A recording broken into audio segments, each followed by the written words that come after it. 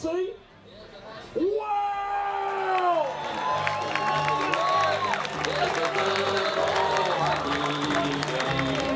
Eric Luzak!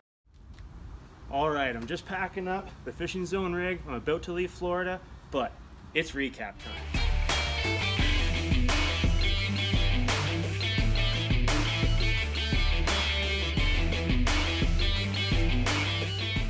Just finished stop 2 of the Tackle Warehouse FLW Pro Circuit here in sunny Florida. We're on the Harris chain of lakes, and let me tell you, this was a magical event for me on many levels. I had some amazing things happen. I got it all in footage. You're going to see all the clips of some wicked fish catches, all the way from my pre-practice to official practice to every day of the tournament. It was pretty awesome. We are end of February in Florida, which is typically known as the spawning period for Florida largemouth bass. So the Harris chain of lakes consists of about 7 or 8 lakes, all connected through canals, a few locks depending which way you go. There's actually a lot of water to cover. One big factor this year in the Harris chain is that there's very little grass. The majority of it has been sprayed and all of the hydrilla is disappeared. Basically, during my pre-practice, I covered everything I could. I hit all the lakes. I was looking for any sort of grass clumps I could find. And right here is a just under 8-pound fish. It was a 7.9-pound largemouth bass that I caught. It's my personal best. So then we have our 13-day off limits period. We're not allowed on the water at all. We come back for official practice. Well, now the water temperatures have warmed up a lot. We were seeing mid-70s, even high 70s by the end of practice. The air temperature was, in the 80s. It was beautiful. It was warm. It was calm for every day of practice. So I spent a majority of my time looking for either bedders or fish that are about to pull up onto a bed.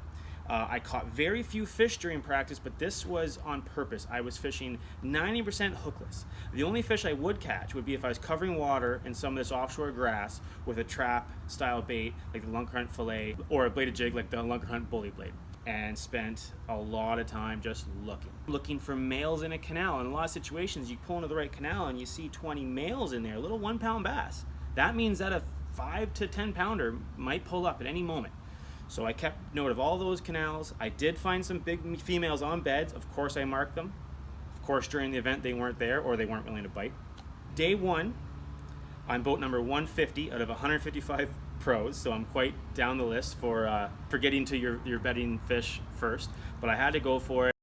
So I did find during practice that I was getting a lot of consistent bites in the lily pads. It's well documented in Florida that these largemouth bass will actually spawn on the stems and root system of these lily pads as it's hard. All the water around the pads would be soft, mushy stuff that they just won't spawn in. The canals, you find canals that have hard bottom as well, and that's another great place to find some bedding fish. But alternatively, you can catch them in the pads. So I was getting a lot of bites. I was shaking off 90% of them. I caught a couple. So my morning didn't go as planned on day 1. I didn't get the bedders I wanted. They had gone or they weren't biting. I went into the pads. And as you can see here, I take my first flip of the day, and this 7-pound, 9-ounce largemouth bass eats it.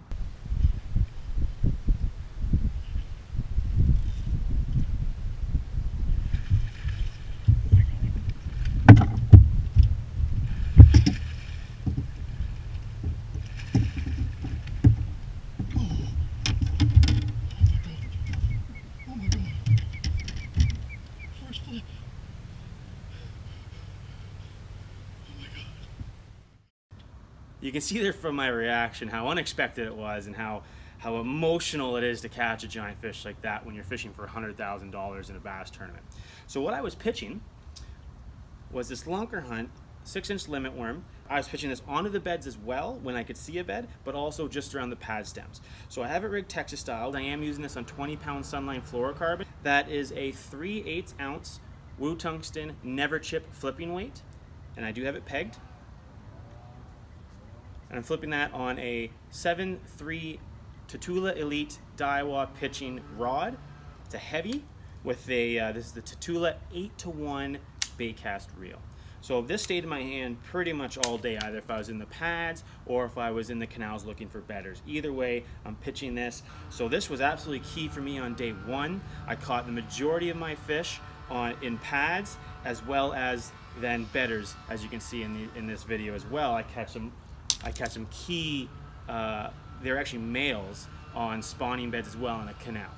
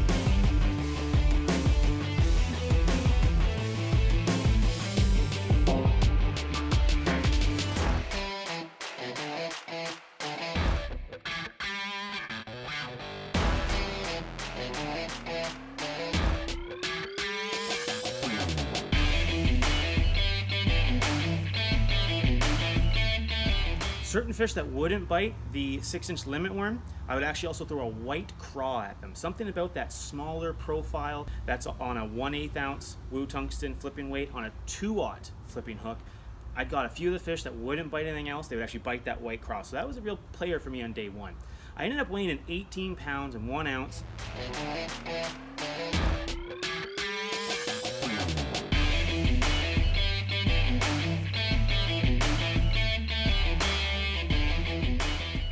Day 2, Friday, massive cold front comes through. They're talking 30 to 40 mile an hour winds.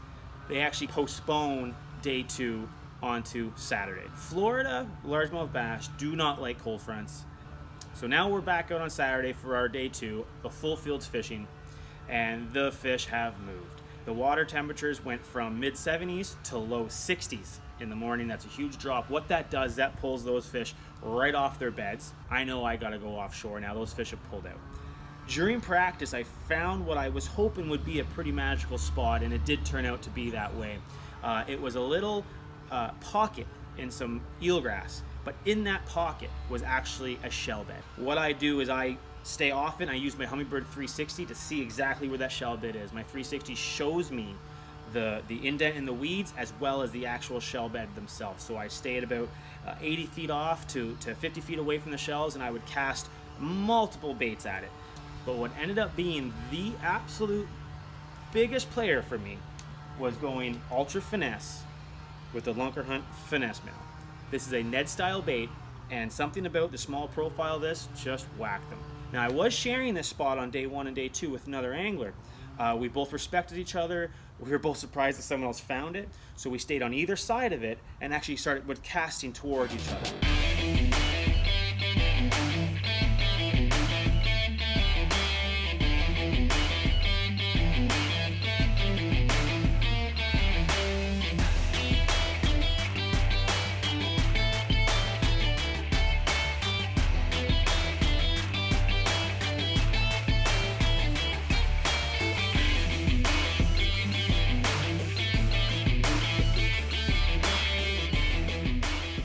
This fish ends up being a 5-pound, 9-ounce largemouth bass caught with 10-pound fluorocarbon leader on 15-pound braid.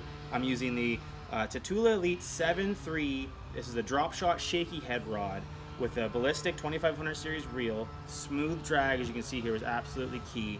Using the new tungsten Ned head by Woo Tungsten.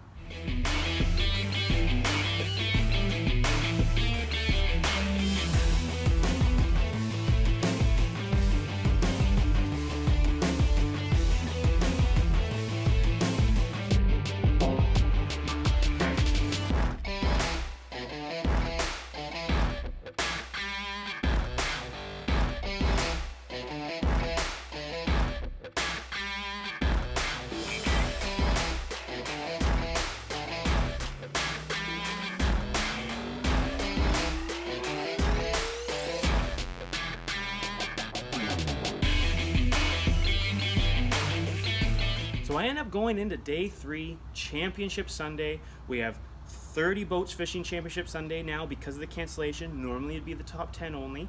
I'm sitting in 18th place. So the cancellation actually helped me get to championship Sunday. We are still fishing in post cold front conditions, which can still be very tough. However, today is forecasted to get a lot warmer, and it is forecasted for that wind to die down and that sun to stay out. So I know that's gonna help pull some fish up. It's gonna start resetting out that cycle. So I decided to start day 3 on my offshore shell bed, and it was a great decision. I get a limit early. I don't get any really big fish. I get one a little over 2 pounds, every single fish on that Lunker Hunt finesse worm. I can't describe how important it is, especially for me, to start the day with a 5 fish limit. It really lets me relax, lets me go around the lake and kind of gamble a little bit. And that's exactly what I did.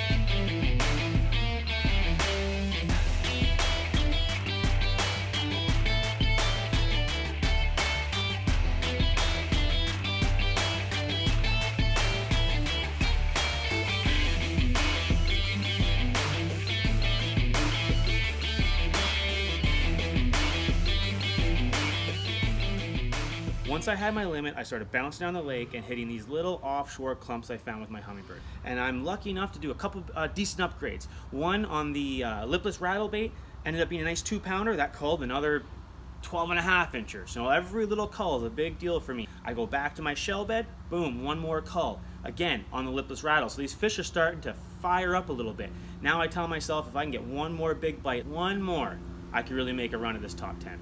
And then I think, you know what, it's getting warm, it's getting close to noon, I bet you some big females might pull back up in.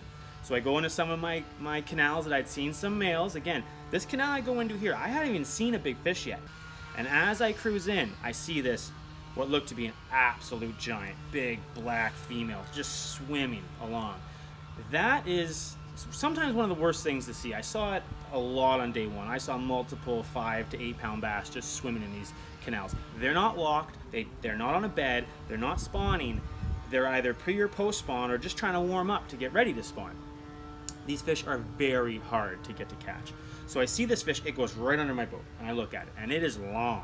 So I said to my marshal, I said, you know what, that'd be great if we caught that fish, but I don't think it's catchable. So I continue looking down the canal, I turn around, I come back, it's still there. It's still in the same general area. Again, not on a bed. It's just cruising around. It could be looking to feed on some brim. It could be looking for a male to spawn. I really think this was a post-spawn fish, and I think she was trying to warm up, get her energy back before heading back out into the deep water, never to be seen again. So as I'm looking at it the second time, the camera boat for FLW comes down. And they see me looking, like, oh, Eric, how's it going? I said, good. I'm looking at a giant fish right now. And they're like, oh, you want me to back off? And I even said, no, don't worry about it. I don't think it's catchable. And they ended up power poling down just in front of me. I'm power poled down behind them, and this giant fish is right in between us. But I've seen this before where these lethargic post-spawn females will react to a certain bait, and quite often it's a heavier flipping jig because of how you can kind of get it to erratically snap by its face. So I open up my rod box, I pull out my flipping jig for the first time. It's on a 7-1 heavy Daiwa Tatula rod with a Tatula reel. And I pull out my Woo Tungsten Seth Fider flipping jig. I have a small green pumpkin trailer on it, flapping arms. I find a little bit of action of the flapping arms really helps as well. And I basically just started pestering her. You can see here I'm taking multiple casts, flipping. And what I'm trying to do is actually land the bait on her. They get mad and they will try to swat it away. So as I'm pestering her with this jig, I'm noticing she's starting to react to it a little bit more and a little bit more. To the point where, at one point right here, she actually eats it a little bit. She inhales it and out, and I miss it. But now I know, now it's serious. Now I know she's gonna bite. Yes! Oh my God! Oh my God! Oh! Oh my God! In the mouth! In the freaking mouth! I pissed her off until she passed. Oh, she's spawned out, but she's so big. Oh my God!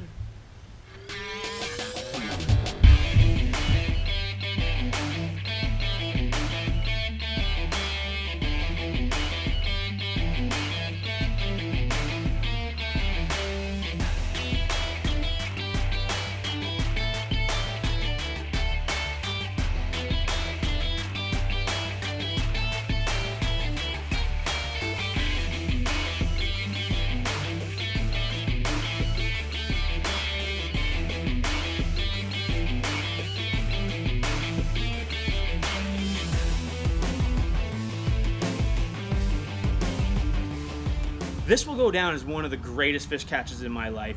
Not because it was an absolute giant, it looked like a giant, it didn't even go 7 pounds because of how skinny she was, but it was just how it all worked out with Charles, the camera operator for FLW, being right there capturing the whole moment. I'm wearing my Woo Tungsten flannel, which is great. That's gonna be my lucky flannel for a long time to come. And I really needed that big bite. It called a 12-inch fish. So that pretty much wrapped up my event. I weigh in. What an experience. I ended up finishing 13th out of 155 pros. We had a couple hundred people there in Leesburg, Florida. They were cheering. It was amazing. And you know, I really had a lot of fun here in Florida. Our next pro is from Finland Falls, Ontario. That's why we got a hockey theme coming at you right there. He's going to tell us more about that in just a second. You got something we need to see? Wow!